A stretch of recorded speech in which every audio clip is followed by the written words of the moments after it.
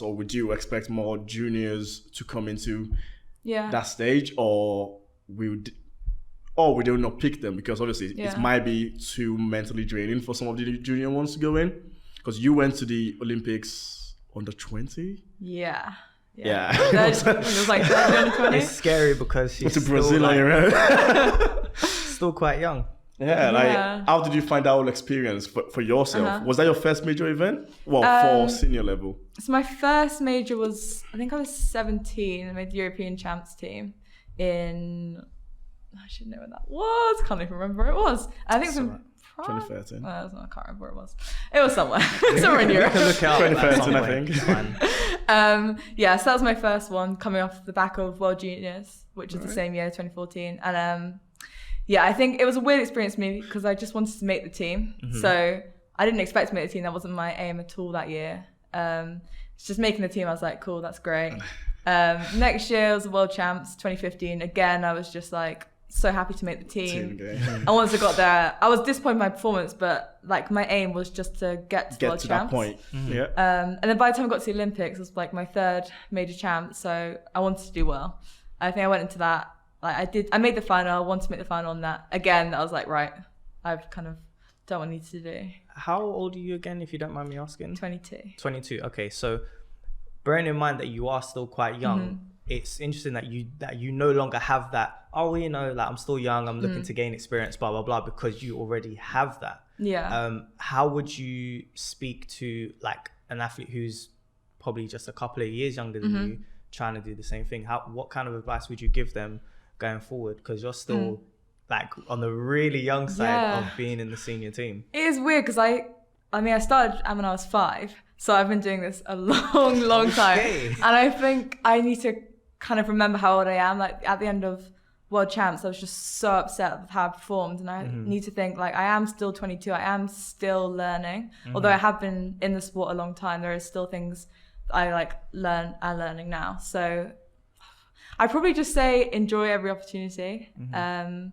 And don't change things too much. I think the biggest thing that I did was, so in 2016, made it at the Olympic final, and then decided to just completely change my setup, change everything. Moved for Loughborough, changed coaches. Although it was working, like I was World Junior Champion, European Champion, like things were doing well, but I was like, right, I don't know how like to change this. I need to obviously get better. So I was like, I'll just move. So I think I'd just say to people kind of like, if it's working, stick with it. Stick with it if it's working, and just take every year as it comes. So what was the pressure like? Because obviously you've now been there since you were, like you said, at 17. And then this year going into the World Champs, what was that pressure like? Because now there would have been an expectation of you trying to obviously either get PB or pushing into the medals. What was that pressure like going in, knowing obviously people all believed in what you could do? Yeah.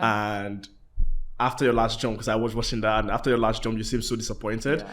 What was it like coming outside of that, leaving the stadium and then everything sinking in again? Yeah. What was that like for you? It was a bit different this year because like it was obviously a very long season. So I got injured in April. The last week of all weather training, and I thought it was like a tiny injury, so I kind of was like, I'll be about a week.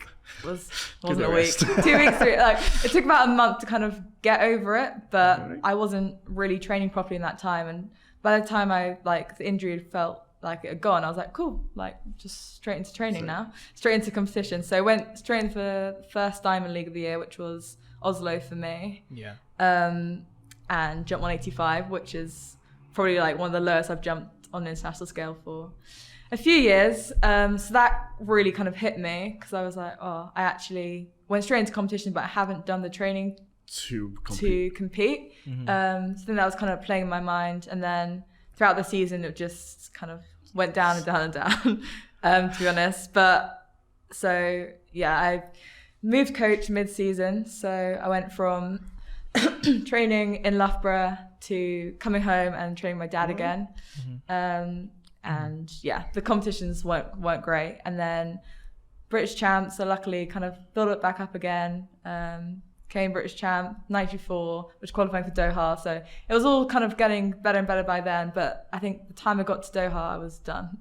Mentally and physically, I think it was just a bit, that step too far. But obviously, in my head, I'm a competitor, so I wanted to do well. Because in the British champs, you and KJT were going at it. Yeah. that was really good, because obviously it was in the middle of, was it the 100 meters?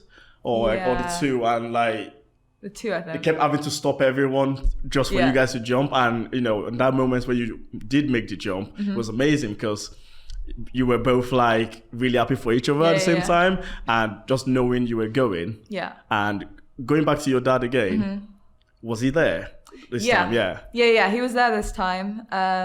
He actually made like a ridiculous recovery, so he's completely back to being normal now, which is amazing. So yeah, he was there coaching me the couple of weeks before it. So yeah, that for me, that was like almost my world champs, because I put so much into it, and the season had just gone so badly. There was points in the season where I was like, I don't even think I can high jump anymore. Like, I just lost all faith in myself and my ability and everything. So I think by the time I got to Doha, I was just I obviously wanted to do well. Yeah, I wanted to do well. I wanted to make the final, but in the back of my mind, I knew that it wasn't going to be my chance, to be honest. When I'm stepping in, 30 bottles of the Zoom till I'm sentimental.